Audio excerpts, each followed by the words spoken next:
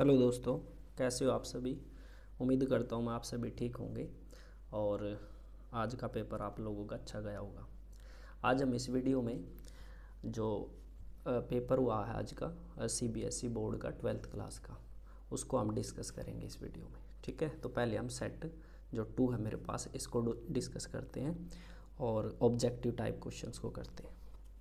देखो देखो पहला क्वेश्चन क्या हुआ इसमें, sum of two skew matric matrix of same order is always. क्या होगा जब दो स्क्यू मैट्रिक मैट्रिक्स होंगे हमारे पास सेम ऑर्डर की, जब उनको हम सम करेंगे तो क्या आएगा, हम हमेशा स्क्यू मैट्रिक मैट्रिक्स आएगा। कोई भी 2 एग्जांपल लेकर आप देख सकते हो। ठीक है, ए मैट्रिक्स दे रखी है, ये बताना हमने कि ये कौन सी मैट्रिक्स है। नल मैट्रिक्स, नल मैट्रिक्स तो नहीं है क्योंकि सारी एंट्रीज हमारी ज़ीरो नहीं है। सिमेट्रिक मैट्रिक्स, सिमेट्रिक मैट्रिक्स क्या कहती है, जिसका ट्रांसपोज उसी के इक्वल हो जाए। ठीक है, तो इसमें जब ट्रांसपोज करोगे ना -3 यहाँ आ जाएगा जो कि इक्वल नहीं है, ये सिमेट्रिक भी नहीं है। स्क्यू सिमेट्रिक मैट्रिक्स क्या कहती है भाई, जिसके डायगनल एलिमेंट्स क्या होते हैं 0 और जो नॉन डायगनल एलिमेंट्स होते हैं जैसे A1 2 2 1 इनका सम क्या होता है 0, 1 3 3 1 इनका सम होता है 0। ये है हमारा 2 3 और ये 3 2 इनका सम होता है 0। डायगनल एलिमेंट्स क्या होते हैं 0 और AIJ प्लस AJI का सम क्या होता है 0। ठीक है, फॉर ऑल IJ। ठीक है, और जब I और J इक्वल हो जाएगा ना, तब हमारे डायगनल्स क्या होंगे AII या AJJ, ये क्या होगा हमारे पास 0। ठीक है, तो डायगनल एलिमेंट क्या होंगे 0 और इनका सम क्या होगा 0। ठीक है, तो ये हमारी क्या है स्क्यू सिमेट्रिक मैट्रिक्स है। तो क्वेश्चन नंबर 2 का ऑप्शन हो जाएगा सी। नेक्स्ट देखो, ये हमारे पास क्वेश्चन नंबर 3। देखो ये ग्राफ है, किसका ग्राफ है, ये कॉट इनवर्स एक्स का। क्वेश्चन नंबर 3 का बी पार्ट है। ठीक है, इसको टेबल से भी देख सकते हो, हमें पता है जैसे कोट इनवर्स जो होते हैं हमारे इनवर्स ट्रिग्नोमेट्री फंक्शन होते हैं वो हमारे एंगल ही बताते हैं। ठीक है, तो ये साफ साफ देख सकते हो आप लोग कि ये कोट इनवर्स एक्स का ग्राफ है। ठीक है, मैं जल्दी जल्दी करा देता हूँ, नहीं वीडियो लंबी हो जाएगी। देखो 4th क्वेश्चन क्या कहता है, let both a b transpose and b transpose a b defined for matrices a and b. ठीक है, इनकी प्रोडक्ट क्या है, इनकी मल्टीप्लाई है जो मैट्रिसेस की, वो क्या है डिफाइन है, यानी कि इनकी मल्टीप्लाई आएगी if order of a is n by m। ठीक है, देखो ऑर्डर जो है ए मैट्रिक्स का वो क्या हमारे पास ऑर्डर है, जो हमारे पास ए मैट्रिक्स का वो है n बाय m। ठीक है, n बाय m हमारे पास, तो हमने ऑर्डर बताना है b का क्या होगा। ठीक है, और हमारे पास क्या बोल रखा है इसने, a b का ट्रांसपोज क्या है डिफाइन है। तो ये डिफाइन कब होगा, जब इनकी प्रोडक्ट डिफाइन हुई होगी। तो a का जो ऑर्डर है वो n बाय m है, तो बी ट्रांसपोज का हमने पता नहीं क्या होगा ऑर्डर। देखो इसका प्रोडक्ट तभी हुई होगी जब फर्स्ट मैट्रिक्स की कॉलम्स जितनी है उतनी सेकंड मैट्रिक्स की रो होनी चाहिए, तो m यहाँ होना चाहिए। ये नहीं पता हमारे को, इसकी रो पता चली, कॉलम नहीं पता। फिर दूसरा देखो बी ट्रांसपोज ए क्या है, ये भी डिफाइन है। तो ये डिफाइन कब हुआ होगा, जब बी का जो ऑर्डर होगा और ए का ऑर्डर हमारे पास n बाय m। तो फर्स्ट वाली मैट्रिक्स की नंबर ऑफ कॉलम सेकंड वाले की नंबर ऑफ रो इक्वल होनी चाहिए, तभी मल्टीप्लाई होएगी। तो इसकी रो है n, तो इसकी कॉलम कितनी हो जाएंगी n।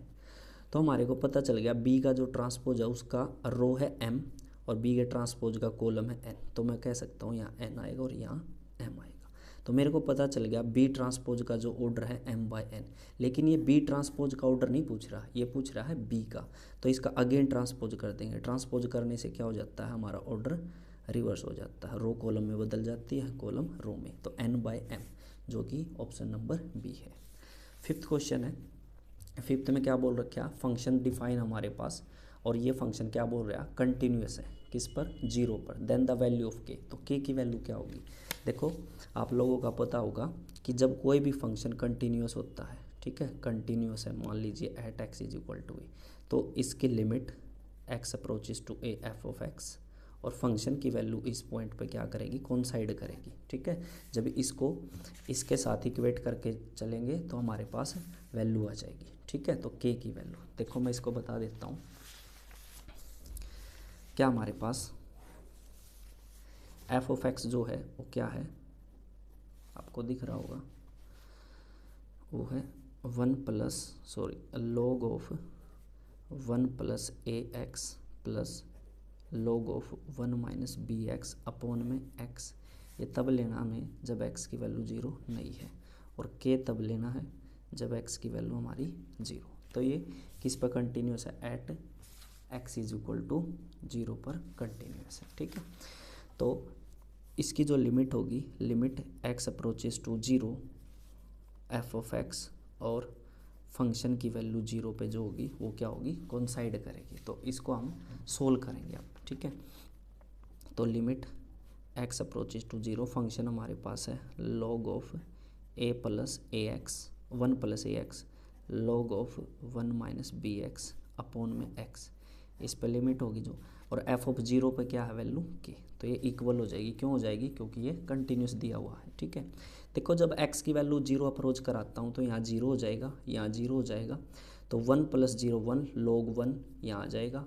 log 1 की वैल्यू क्या होती है हमारे पास, 0 होती है। तो ये log 1 की वैल्यू 0, 0 प्लस 0 नोमिनेटर हमारा 0 हो जाएगा, और डिनोमिनेटर भी क्या हो जाएगा 0। तो ये 0/0 फॉर्म है, ठीक है।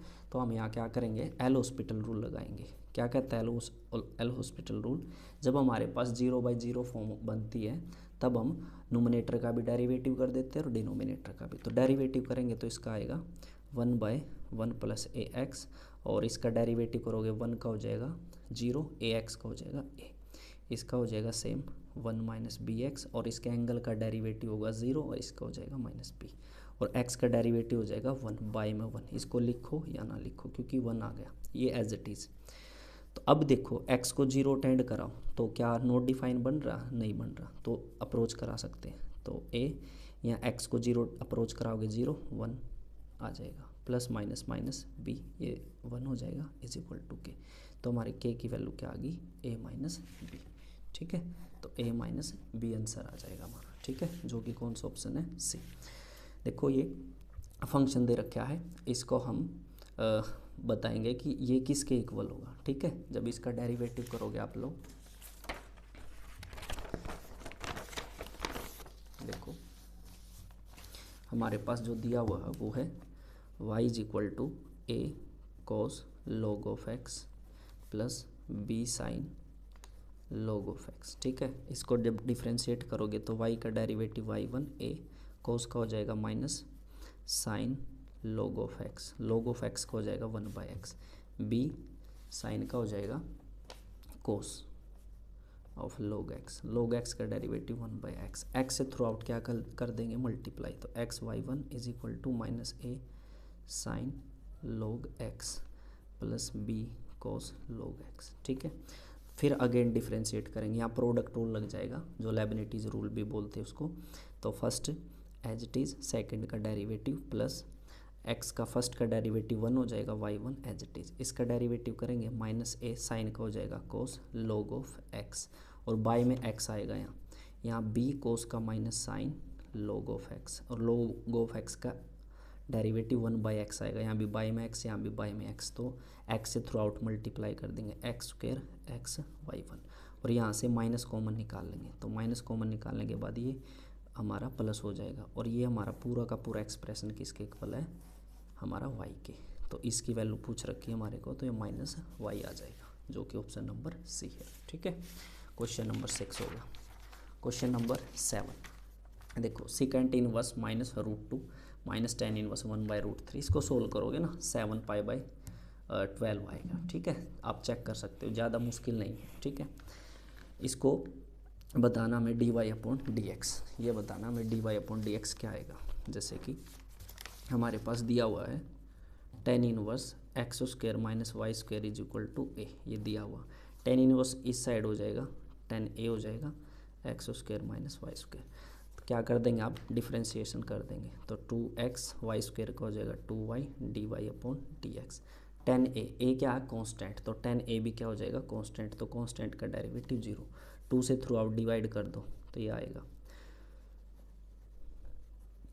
और इसको 0 से इस साइड ले जाएंगे तो क्या हो जाएगा, ये इक्वल हो जाएगा इसके। हमारे को क्या निकालना है, dy/dx। तो dy/dx क्या आ जाएगा, x/y is equal to dy/dx। तो ये ऑप्शन देख लो कहाँ है, dy/dx जो एक्स बाई वाई आया है, ये हमारा ऑप्शन नंबर ए है। ठीक है, तो ये देखो बहुत ही ईजी क्वेश्चन है ये, लेकिन घुमा रखा, ध्यान से पढ़ना तभी समझ में आएगा। एफ ऑफ एक्स क्या है, x square, x belongs to real number, then which of the following statement is incorrect, incorrect पूछ रखा है। ठीक है, तो अब एक बात देखो, नेगेटिव वालों का स्क्वायर करोगे तो भी पॉजिटिव आएगा, पॉजिटिव वालों का स्क्वायर करोगे भी पॉजिटिव आएगा। ठीक है, लेकिन ये नहीं पता हमारे को मैक्सिमम कितना आएगा। ठीक है, तो हमारे को इनकरेक्ट बताना है। There is no point of maximum value, ये तो बात ठीक बोल रखी है उसने, हमारे को नहीं पता कि मैक्सिमम वैल्यू क्या होगी और किस पॉइंट पे होगी, ये बोल रखा है उसने कि नो पॉइंट ऑफ मैक्सिमम। ठीक है, ये बात ठीक है।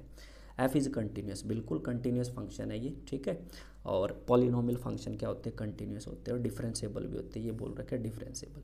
बी ऑप्शन भी करेक्ट बोल रखा है, ये भी करेक्ट बोल रखा है, ये भी करेक्ट बोल रखा है, और पूछा क्या है इसने, इनकरेक्ट, तो इनकरेक्ट क्या हो जाएगा हमारा, ए ऑप्शन। नेक्स्ट देखो, ये प्रॉपर्टी बेस्ड क्वेश्चन है। ठीक है, तो इसको कैसे करोगे, मैं इसको लिख लेता हूँ एक बार। 10th क्वेश्चन है ये है x + 5 बाई में x + 6 का स्क्वायर और e की पावर x, इसको इंटीग्रेट करना हमें। ठीक है, इसको लेट से i मान लेंगे, तो इसको कैसे लिख सकते हैं हम, देखो यहाँ x + 6 है, यहाँ x + 5 है, तो इसको मैं ऐसे लिख सकता हूँ, +6 कर दिया और -1 कर दिया।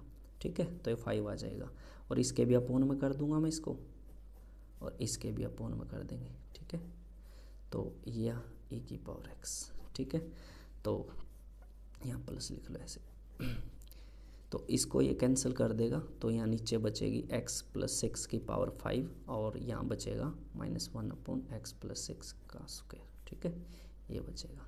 एक प्रॉपर्टी पढ़ी होगी आप लोगों ने कि ये f of x + f dash x e की पावर x का इंटीग्रेशन करते हैं हम, तो e की power x f of x + c, ये आंसर आता। देखो ये इसका डेरिवेटिव क्या होगा हमारा, सॉरी यहाँ पावर 2 थी, तो यहाँ पावर नहीं बचेगी, तो ये हमारा f ऑफ x है और ये हमारा क्या है, f डैश x। ठीक है, 1/x का डेरिवेटिव क्या होता है, -1/x का स्क्वायर, तो ये इस प्रॉपर्टी को फॉलो करे तो क्या आंसर आ जाएगा इसका, e की power x f of x हमारा x + 6 + c, तो ये ऑप्शन देख लो कौन सा। ठीक है, e की पावर x + 6 + c। ठीक है, सी ऑप्शन हो जाएगा क्वेश्चन नंबर 10 का। नेक्स्ट देखो, f डैश x है और इसका हमें f ऑफ x निकालना है। देखो डेरिवेटिव का रिवर्स क्या होता है, इंटीग्रेशन। हमारे को f ऑफ x पूछ रखा है, तो हमारे को साफ साफ पता चल रहा है इंटीग्रेशन करना पड़ेगा। यहाँ इंटीग्रेशन करने के बाद और फिर f ऑफ x की जगह 1 डाल देंगे और 0 के साथ इक्वेट कर देंगे, तो वहाँ से कांस्टेंट की वैल्यू आ जाएगी। तो सोल्व करोगे ना, तो ये ऑप्शन आ जाएगा क्वेश्चन नंबर 11 का बी है। ठीक है, ये मैंने सोल्व कर रखे हैं सॉरी। नेक्स्ट देखो, the order and degree of differential equation. ठीक है, इस डिफरेंशियल इक्वेशन का हमें ऑर्डर और डिग्री बताना है। ठीक है, तो ऑर्डर क्या होता है हमारा, हाईएस्ट डेरिवेटिव, देखो हाईएस्ट ऑर्डर डेरिवेटिव। ठीक है, d2y/dx², और इसके बाद कोई डेरिवेटिव नहीं है। ठीक है, तो ये ऑर्डर हो जाएगा दो देखो कौन से ऑप्शन में, एक इसमें है और एक इसमें है। ठीक है, इसमें तो नहीं है, इसमें तो ए और डी तो ऑप्शन हो नहीं सकता। और डिग्री देखो, डिग्री इसकी नॉट डिफाइन हो जाएगी, क्योंकि एंगल में क्या दिख रहा है हमारे को, डेरिवेटिव नज़र आ रहा है d2y/dx²। ठीक है, तो इसका ऑर्डर हो जाएगा 2 और डिग्री हो जाएगी नॉट डिफाइन। क्वेश्चन नंबर 12 का सी ऑप्शन हो जाएगा। क्वेश्चन नंबर 13 देखो ये लीनियर प्रोग्रामिंग प्रॉब्लम का क्वेश्चन है ये। ठीक है, जब आप इसे सोल्व करोगे ना, तो ये क्या बोल रहा है इसमें, विच of the following statement is correct. ठीक है, तो जब इसको सोल्व करते हैं तो हमारे पास ये कॉर्नर पॉइंट आ रहे हैं। ठीक है, दे रखा है इसने, और जेड की वैल्यू ये हमारे पास, तो कॉर्नर पॉइंट डालते चले जाएंगे इसमें, और इन पॉइंटों के कोरस्पॉन्डिंग जेड की वैल्यू आती चली जाएगी। तो फिर देख लेंगे किसकी वैल्यू मिनिमम है, किसकी मैक्सिमम है। जब देखोगे ना आप और 4 ऑप्शनों को देखोगे, ये भी गलत है, ये भी गलत है, ये भी गलत है, तो ऑप्शन नंबर ए जो है वो ठीक है इस क्वेश्चन में। तो नेक्स्ट है, the area of reason bounded by curve this, ये है हमारा पैराबोला। ठीक है, बिटवीन x0 एंड x = 1, इस पे हमारे को एरिया बताना। ठीक है, तो मैं करके बता देता हूँ। क्या हमारे पास कर्व y² = x है। ठीक है, तो इसका जो कर्व बनेगा वो कैसे बनेगा, देखो y² है। ठीक है, तो y के पॉजिटिव में भी जाएगा और नेगेटिव में भी जाएगा। और x की वैल्यू 0 से लेकर के 1 तक जाना। तो x की वैल्यू 0 यहाँ होगी, x की वैल्यू मान लेते हैं यहाँ, ठीक है। तो ये हमारा एरिया है, ठीक है। तो इसका एरिया कैसे आएगा, इस पोर्शन का एरिया निकाल लेंगे और 2 से मल्टीप्लाई कर देंगे, क्योंकि जितना एरिया इसका उतना ही इसका। तो इंटीग्रेशन में कैसे करते हैं इसको, हमारी 0 से 1 लिमिट हो जाएगी x के रिस्पेक्ट में, और यहाँ से y निकाल लेंगे, y आ जाएगा √x, ठीक है। रिक्वायर्ड एरिया क्या आ जाएगा हमारा, इसको मल्टीप्लाई कर देंगे 2 से इस एरिया को, ठीक है। तो सोल्व करोगे x⁻³ और ये 2/3 आगे आ जाएगा, अपर लिमिट लोअर लिमिट, तो आ जाएगा 4/3। 1 की पावर 3/2 करेंगे 1, 0 की पावर जो मर्जी कर लो 0 आएगी, ठीक है। तो 4/3 आंसर आ, इतना स्क्वायर यूनिट आ जाएगा इसका आंसर, ठीक है। तो इसका जो ऑप्शन है वो कौन सा हो जाएगा, डी, ठीक है। 14 क्वेश्चन का डी ऑप्शन करेक्ट हो जाएगा, ठीक है। नेक्स्ट देखो ये देखो थोड़ा सा गड़बड़ लग रही मैंने इस क्वेश्चन में, चलो करके बताता हूँ मैं आप लोगों को। 15 जो क्वेश्चन है, जो कोई वेक्टर उसका मैग्नीट्यूड 5 गिवन है और जो लैम्डा है वो -2 और 1 के बीच में है, ठीक है। तो हमारे को रेंज बतानी है इसकी रेंज क्या होगी, लैम्डा ए की, ठीक है। आप लोगों को पता होगा जब स्केलर को बाहर निकालते तो ये हमारा मॉडुलस के साथ निकलता, ठीक है। अभी यहाँ देखो हमारे को इसकी रेंज बतानी, ये किस किस के बीच में लाई करेगा, ठीक है। देखो हमारे पास लैम्डा क्या है, हमारे को लैम्डा का मॉडुलस निकालना, ठीक है, एब्सोल्यूट वैल्यू निकालनी। तो लैम्डा किस किस के बीच में है, -2 और 1 के बीच में है। तो लैम्डा की मॉडुलस करेंगे तो ये नेगेटिव है, नेगेटिव में नहीं जाता तो 0 से बड़ा हो जाएगा। देखो -2 का जब मॉडुलस करेंगे +2 आएगा, जो कि इससे बड़ा, तो इसकी जो इंटरवल होगा मॉडुलस वाले लैम्डा का 0 और 2 उसके बीच में होगा, ठीक है। तो हमारे को इसकी वैल्यू क्या, हमारे पास इसकी वैल्यू है 5, ठीक है। तो हमारे को इसकी वैल्यू बतानी, इसकी रेंज बतानी कहाँ होगी, तो 5 से मल्टीप्लाई कर देंगे थ्रू आउट। तो 5 से करेंगे 0 आ जाएगा, इसको 5 से करेंगे तो हमारा यही आ जाएगा, ये इसके इक्वल ये इसके इक्वल है, तो ये अब यही आ जाएगा हमारा, ठीक है। और इसको 5 से करूँगा तो 10 हो जाएगा। तो यानी कि लैम्डा ए है जो उसका जो आंसर होना था वो होना था भाई 0 और 10, ठीक है। देखो हमारे को एक किस्म से क्या बोल रखा है, हमारे को मैग्नीट्यूड निकालना। मैग्नीट्यूड कभी भी नेगेटिव नहीं होता, नेगेटिव में ये भी ऑप्शन है, ये भी ऑप्शन है, ये भी ऑप्शन है, तो एक ही बचा है ये, और मैंने करके भी दिखाया। लेकिन इसमें 0 से स्टार्ट नहीं कर रखा है इसने, ठीक है। ये आपको बोनस नंबर भी मिल सकता है, ठीक है, लेकिन ये ऑप्शन करेक्ट है इसका, ठीक है।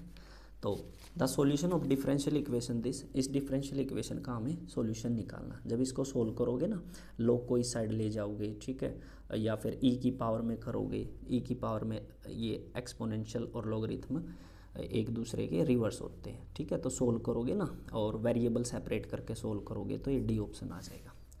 17 देखो, 17 का देखो यहाँ है शेडेड रीजन यहाँ, और ये इसके नीचे है, यानी कि टुवर्ड द ओरिजिन, ये है अवे फ्रॉम द ओरिजिन। इसमें कोई भी कॉमन पॉइंट नहीं है, ठीक है। तो कॉमन पॉइंट नहीं है तो इसका जो सॉल्यूशन होगा, सॉल्यूशन ऑफ गिवन एलपीपी, वो क्या हो जाएगा, डज नॉट एग्जिस्ट, ठीक है।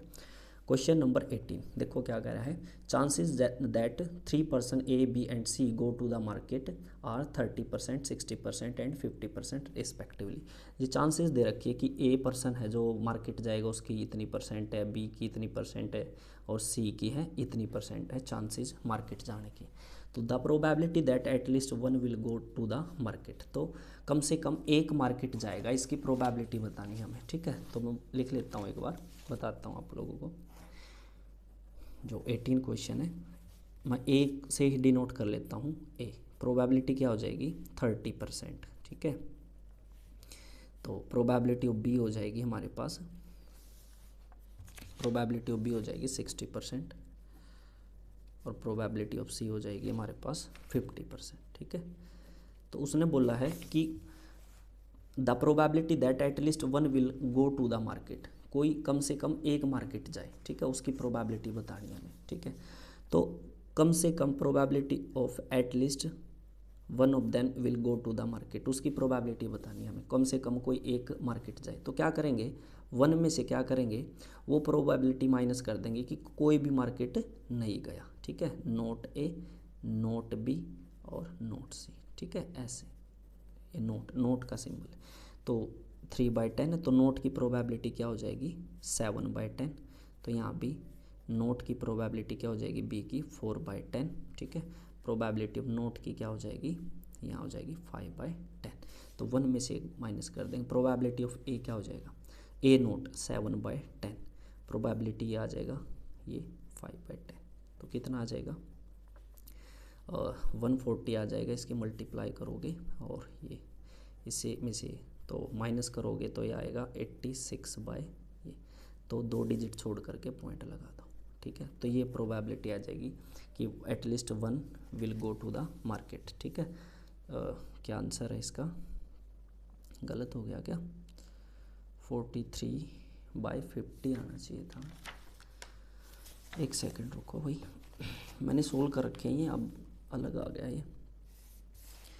चांसेस दैट, एक बार देख लेता हूँ, द प्रोबेबिलिटी दैट 0.86, या फिर ऐसे कर लो ना, मैंने तो ये इसमें कर दिया, तो एक इसमें फ्रैक्शन में दे रखा है, मैंने डेसिमल में निकाल दिया। 2 से काट दो इसको, 250, 2 4 जा 8, 2 3 जा, तो 43/50 यही आ जाएगा। ठीक है, नेक्स्ट है 2 क्वेश्चन अजर्सन रीजन के हैं। ठीक है, इनको और देखते हैं।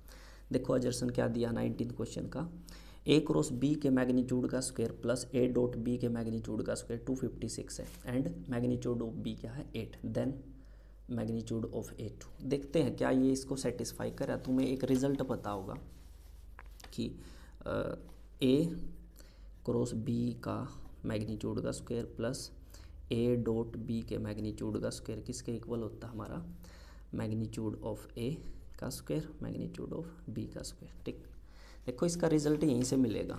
इसको जब सोल्व करोगे ना, इसको स्क्वायरिंग करोगे, इसके स्क्वायरिंग करोगे, स्क्वायरिंग करके ऐड करोगे, तो ये हमारा फॉर्मूला आएगा। तो देखेंगे कि क्या यही बन रहा हमारा या नहीं। ठीक है, तो यहाँ रखो ए मैग्नीट्यूड है 2, तो 2 का स्क्वायर क्या हो जाएगा 4, बी मैग्नीट्यूड का स्क्वायर क्या है, बी मैग्नीट्यूड का स्क्वायर हो जाएगा 64। ठीक है, मल्टीप्लाई करोगे 4 4 जा 16, 1 6 25, तो 256 आ जाएगा, 256 आ जाएगा, और जो कि इसने दे भी रखा। ठीक है, और जो रीज़न दे रखा देखो यही दे रखा। ठीक है, जब इसका आप स्क्वायर का सम करोगे ना तो इसी के इक्वल आ जाएगा, जो कि मैंने ये रिजल्ट बताया। ठीक है, देखो ये हमारा भी ये अजर्सन भी ठीक है और रीजन भी ठीक है हमारे पास। ठीक है, और रीजन जो आर है वो करेक्ट एक्सप्लेन भी कर रहा है इसको। ठीक है, तो इसमें क्या हो जाएगा ऑप्शन ए करेक्ट हो जाएगा। ठीक है, आप लोगों ने प्रैक्टिस की होगी अजर्सन रीजन वालों की। ठीक है, नेक्स्ट देखो जो एफ ऑफ एक्स दे रखा है एक्सपोनेंशियल ई की पावर एक्स और जी ऑफ एक्स है लॉग ऑफ एक्स,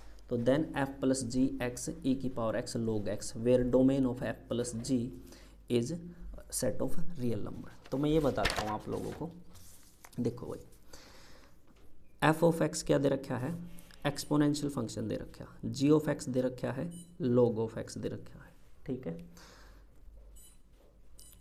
तो आप लोगों को पता होगा जो एक्सपोनेंशियल की डोमेन क्या होती है, वो होती है सेट ऑफ रियल नंबर। कुछ भी वैल्यू डाल लो यहाँ, ये हमेशा डिफाइन होगा।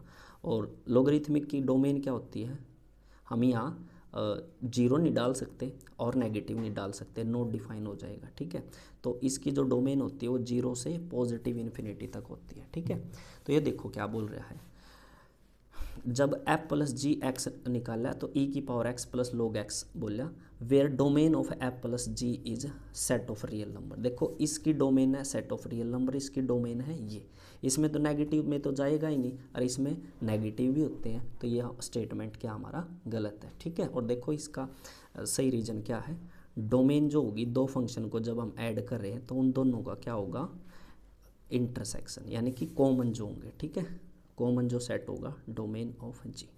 ठीक है, तो देखो इसका जो डोमेन है वो सेट ऑफ रियल नंबर है, और डोमेन ऑफ जी है और 0 और से ये है, तो इसका जब इंटरसेक्शन निकालोगे तो 0 से नो डिफाइन आएगा। ठीक है, 0 और इन्फिनिटी के बीच में आएगा। ठीक है, लेकिन ये तो बोल रहा है कि इसकी जो डोमेन है वो रियल नंबर, ये बात गलत है, ये ठीक है। तो कौन सा ऑप्शन हो जाएगा, assertion A is false but R is true, तो इसका डी ऑप्शन हो जाएगा। ठीक है, ये मेरे पास सेट जो था वो 2 था। ठीक है, अब हम बात करेंगे सेट 3 की। ठीक है, सेट 3 की बात करेंगे।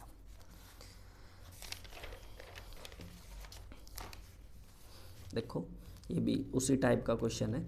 ये मेरे पास सेट 3 है, क्वेश्चन नंबर 1 का ए ऑप्शन हो जाएगा x/y, ठीक है। वैसा ही क्वेश्चन है जो कि सेट 2 में भी था। तो ये देखो मैट्रिसेस, ए मैट्रिक्स क्या है, स्क्यू सिमेट्रिक मैट्रिक्स है, नहीं डायगोनल तो नहीं है जीरो। स्केलर मैट्रिक्स है, स्केलर मैट्रिक्स क्या होती है, जिसके डायगोनल क्या होते हैं हमारे सेम होते हैं। स्क्वायर मैट्रिक्स क्या होती है, जिसके रो और कॉलम सेम होते हैं, रो भी 3 है इसमें और कॉलम भी 3 है। डायगोनल मैट्रिक्स है ये। डायगोनल मैट्रिक्स में क्या होता है, जिसके नॉन डायगोनल एलिमेंट सारे जीरो होते हैं, तो ये तो नहीं है, तो कौन सा ऑप्शन हो जाएगा इसका, डी, ठीक है। देखिए क्वेश्चन नंबर 3 पर आ गए थे। The graph of shown below depicts, तो इसका बताना है किसका ग्राफ है, तो इसका ए ऑप्शन हो जाएगा y = सेकेंड इनवर्स x, ठीक है। क्वेश्चन नंबर 4 का क्या हो जाएगा, जब इसको सोल्व करोगे ना आप तो 7π/12 हो जाएगा। क्वेश्चन नंबर 4 का डी ऑप्शन हो जाएगा, ठीक है। देखो ये सेम क्वेश्चन है जो सेट 2 में करा है मैंने, तो इसका भी बी ऑप्शन हो जाएगा। क्वेश्चन नंबर 5 का बी ऑप्शन हो जाएगा, ठीक है। Sum of two skew symmetric matrix of same order is always skew symmetric matrix, same question है ये, ठीक है। ऑप्शन नंबर ए हो जाएगा इसका। ये देखो ये भी कराया था मैंने, ठीक है। y = a cos log of x plus b sin of log of x, ठीक है। Then x² y2 plus xy1 is, तो इसका सी ऑप्शन हो जाएगा, जो कि सेट 2 में भी करा था। ये सारे रिपीट है, ठीक है। इसका ऑप्शन हो जाएगा सी, ठीक है। x की power x as a critical point, ये देखो ये अलग है, ठीक है। f ऑफ x क्या गिवन है, x⁻⁴x, ठीक है। तो इसका हमें क्रिटिकल पॉइंट निकालना, हमें पता है क्रिटिकल पॉइंट कब निकालते हैं, जब हम इसका डेरिवेटिव निकाल करके जीरो के साथ इक्वेट करते हैं, तो इसका डेरिवेटिव करेंगे। देखो ये क्या हमारा एक्सपोनेंशियल फंक्शन है, ठीक है, और ये लॉगरिथमिक डिफरेंशिएशन से होगा, तो लॉगरिथमिक लेंगे दोनों तरफ, तो log of f of x हो जाएगा, और यहाँ लॉगरिथम अप्लाई करेंगे तो x log of x, differentiate करो तो इसका हो जाएगा डेरिवेटिव 1/f ऑफ x, और f ऑफ x का हो जाएगा f'(x), यहाँ प्रोडक्ट रूल लग जाएगा, x log x का हो जाएगा 1/x प्लस x का हो जाएगा 1 log of x as it is, x से x कैंसिल हो जाएगा, f'(x) क्या आ जाएगा यहाँ से, f ऑफ x यहाँ आ जाएगा, और उसकी वैल्यू ये है, तो ये 1 प्लस log ऑफ x, ठीक है। तो हमें क्रिटिकल पॉइंट के लिए क्या करेंगे, इसको जीरो के साथ इक्वेट करेंगे। देखो या तो x की पावर x जीरो होगा, या 1 प्लस log x की पावर जीरो होगा। कभी भी एक्सपोनेंशियल फंक्शन हमारे को जो होता है वो जीरो आंसर नहीं देता, तो ये तो हमारा नहीं होगा, तो ये होगा, तो यहाँ से log x की वैल्यू क्या हो जाएगी, -1, ठीक है। दोनों तरफ क्या ले लेंगे, एक्सपोनेंशियल पावर में ले लेंगे, तो यहाँ बचेगा x, यहाँ e की पावर -1, तो ये हमारा क्या आ जाएगा, क्रिटिकल पॉइंट, ठीक है। तो ये देखेंगे जो कि बी ऑप्शन में, ठीक है। नेक्स्ट है, देखो ये सेम क्वेश्चन है, 2 में भी है, ठीक है। इसको सोल्व करोगे ना, log को इस साइड ले जाओगे तो ये e की पावर में हो जाएगा, वेरिएबल सेपरेट करके और इंटीग्रेशन करोगे तो ये हमारा ऑप्शन आ जाएगा डी, ठीक है। नेक्स्ट देखो ये भी वही क्वेश्चन है, तो इसमें पूछ रखा है which of the following statement is correct, तो option A is correct. Question number 12 देखो, इसका जो ऑर्डर एंड डिग्री क्या हो जाएगा, ऑर्डर है इसका 2, ठीक है। डिग्री क्या हो जाएगी, जब स्क्वायर को ओपन करोगे तो हाईएस्ट डेरिवेटिव की जो पावर होगी वो डिग्री हो जाएगी, तो 2 ए ऑप्शन हो जाएगा। सेम क्वेश्चन ये है। क्वेश्चन नंबर 13 का क्या हो जाएगा, बी। क्वेश्चन नंबर 12 का ए, क्वेश्चन नंबर 13 है जो उसका बी ऑप्शन। नेक्स्ट देखो ये भी सेम है, ठीक है। इसमें क्या हो जाएगा, does not exist, question number 14 का सी ऑप्शन। नेक्स्ट देखो ये भी सेम क्वेश्चन है, ठीक है, इसका ऑप्शन नंबर डी हो जाएगा। ये भी सेम क्वेश्चन है, इसका क्वेश्चन नंबर सी हो जाएगा, 16 का ऑप्शन सी है, ठीक है। नेक्स्ट है, देखो ये भी बताया था, वैसे क्या होना चाहिए था, यहाँ 0 से 10 होना चाहिए था, ठीक है, तो ये है। और हमारे को पता है मैग्नीट्यूड कभी भी नेगेटिव नहीं होता, देखो इसमें भी नेगेटिव में गया हुआ है, इसमें भी, तो ये ऑप्शन तो हो ही नहीं सकते, ठीक है, तो यही ऑप्शन है, ठीक है। देखो इसको सोल्व करोगे ना, क्वेश्चन नंबर 18 को क्या बोल रहा है, the meeting will be held on only if all the 3 member A B C are present. ये बोल रहा है मीटिंग तभी होगी जब मेंबर ए बी सी तीनों क्या होंगे, प्रेजेंट होंगे, नहीं तो मीटिंग नहीं होगी। ये कंडीशन दे रखी है यहाँ एक। The probability that member A does not turn up, ठीक है, जो मेंबर ए है उस जो नहीं आता, ठीक है, उसकी जो प्रोबेबिलिटी दे रखी 0.10 दे रखी। इसको अगर हम फ्रैक्शन में करेंगे तो 10/100 ही हो जाएगा। तो probability of B does not turn up इसकी दे रखी है हमारे को 0.20, इसको बाय में 100 आ जाएगा। प्रोबेबिलिटी ऑफ सी, नोट की प्रोबेबिलिटी है 0.05, इसका पॉइंट हटाओगे तो बाय में 100 आ जाएगा। ठीक है, तो ये हमारे पास आ जाएगा। जैसे एक 0 से एक 0 कैंसिल, ये कैंसिल, तो यहाँ 1/10, यहाँ 2/10, यहाँ 5/100। ठीक है, तो क्या the probability of meeting being cancel. देखो कैंसिल कब होगी मीटिंग, तभी होगी या तो ए नहीं आया होगा, या बी नहीं आया होगा, या सी नहीं आया होगा, या पहले 2 नहीं आए होंगे, या लास्ट के 2 नहीं आए होंगे, या फर्स्ट और थर्ड नहीं आया होगा, या तीनों ही नहीं आए होंगे। तो जब मीटिंग हमारे को कैंसिल करनी तो क्या करना पड़ेगा, कैंसिल के लिए, कैंसिल की प्रोबेबिलिटी के लिए एक में से क्या करेंगे, तीनों की प्रेजेंट की प्रोबेबिलिटी मल्टीप्लाई कर देंगे यहाँ। ठीक है, तो एक में से तीनों प्रेजेंट को घटा दूंगा मैं, माइनस कर देंगे तो कैंसिल हो जाएगी मीटिंग, उसकी प्रोबेबिलिटी आ जाएगी। तो हमारे पास तो नोट की प्रोबेबिलिटी है, होने की प्रोबेबिलिटी क्या हो जाएगी 9/10, बी की क्या हो जाएगी ये 8/10 हो जाएगी, ये क्या हो जाएगी 95 हो जाएगी। ठीक है, जो कैंसिल हो रहा है उसको हम कैंसिल कर देंगे। ठीक है, सोल्व करोगे ना इसको मल्टीप्लाई वगैरह करके, तो ये आएगा आपका आंसर 316 में ये आएगा। ठीक है, जब इसको सोल्व आउट करोगे आप तो ये आ जाएगा फिर ये। ठीक है, सोल्व करके देख लेना, नहीं जल्दी हो जाएगा काम। ठीक है, बी ऑप्शन है इसका। ठीक है, नेक्स्ट देखो 2 एजर्सन रीजन के हैं, वही क्वेश्चन है जो सेट 2 के हैं। तो ये क्या है स्टेटमेंट 19 क्वेश्चन का, एजर्सन क्या है ठीक है, रीजन भी ठीक है, और ये इसको करेक्ट एक्सप्लेन करें, तो इसका ऑप्शन ए करेक्ट हो जाएगा। यहाँ देखो ये बताया था अभी मैंने। ठीक है, ये फंक्शन एक्सपोनेंशियल लॉगरिथमिक है और इसका सम दे रखा है ये, और ये बोल रहा है कि इनका डोमेन जो होगा रियल नहीं होगा। जब भी 2 फंक्शन को ऐड करते हैं तो उनके जो डोमेन जो होगी उनकी इंटरसेक्शन होती है। यहाँ तो बोल रहा है रियल नंबर है। ठीक है, तो ये ए गलत है, आर ठीक है, जो कि डी ऑप्शन है इसका। ठीक है, डी में क्या बोल रहा है assertion A is false, R is true. ठीक है, तो ये डी 20 क्वेश्चन हो जाएगा। ठीक है, तो मेरे पास ये 2 ही सेट थे, एक तो सेट 2 और एक सेट 3। ठीक है, तो इस वीडियो में इतना ही, तब तक के लिए थैंक यू, बाय बाय।